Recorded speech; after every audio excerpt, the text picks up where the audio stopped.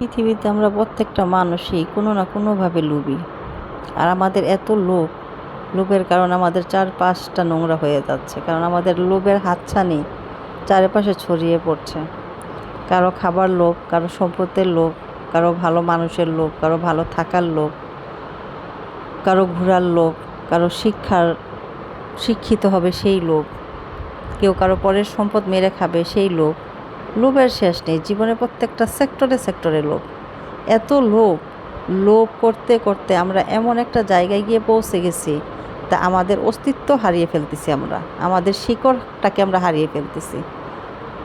আমরা নাকি সবাইকে অনেক ভালোবাসি, কিন্তু আসলে আমি ইদানিং খুব রিয়েলাইজ করতেছি যে আসলে আমাদের ভিতরে কারোর জন্য কারো কোনো সিম্পেথি, ভালোবাসা নাই, শুধু লোভ আর স্বার্থ।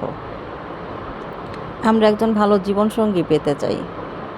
জীবনসঙ্গী পাওয়ার ক্ষেত্রে আমরা ফার্স্টেই গাড়ি, বাড়ি, অর্থবিত্ত সব চাই একটা ছেলের কাছ থেকে, কিন্তু কখনো চিন্তাই করি না যে ওই ছেলেটার ওই জিনিসটা আমাদের দেওয়ার মতো ক্ষমতা আছে কি না। এইখানেও তো আমাদের একটা লোভ। আমরা শুধু নিজের ভালোটা, নিজের স্বার্থটা খুঁজি, কখনো অন্যের স্বার্থটা খুঁজি না। কখনো একবার চিন্তা করি না যে আমি একটু কম খেয়ে কম পেরে আরেকজনেরটা ঠিক রাখি, কখনো করি না। পুরা রাষ্ট্রটাই আমরা চাই দখল করতে।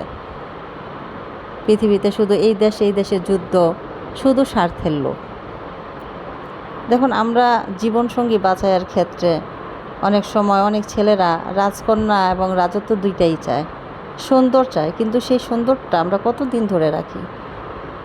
ভালোবাসা খুব সহজ জিনিস, কিন্তু একটা মানুষকে ভালো রাখা, সারা জীবন ধরে রাখা খুব কঠিন। এটা সবাই পারে না।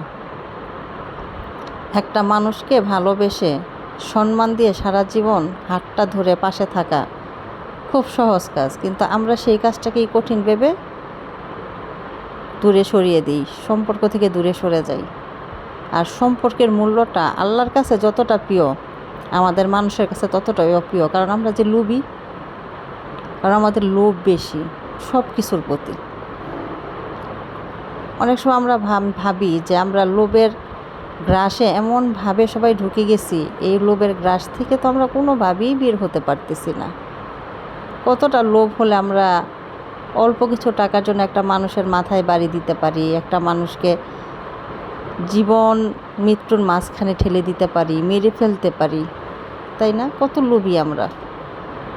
আমি যে অন্যের দোষ খুঁজি, কখনো কি নিজের দোষটা খুঁজে দেখেছি যে আমি মানুষটা, আমার কতটা দোষ? সেটা খুঁজি না, শুধু অন্যেরটা খুঁজি। আপনি যদি আজ না খেয়ে থাকেন, আপনাকে কেউ এক প্লেট ভাত এনে দিবে না, বলবে না যে তুমি খাও। হয়তো আপনি তার কাছে চাইলে একবেলা এক মুঠো ভাত সে একদিন খুশি মনে দিবে, পরের দিনই মুখ কালোটা করবে। রিজিক এমন জিনিস, সেই রিজিককে অপেক্ষা করতে পারে না কেউ। কার রিজিক কোথায় আছে কেউ বলতে পারে না। আমার কথাগুলো আপনাদের খারাপ লাগতে পারে, ভুল হলে ক্ষমা করবেন।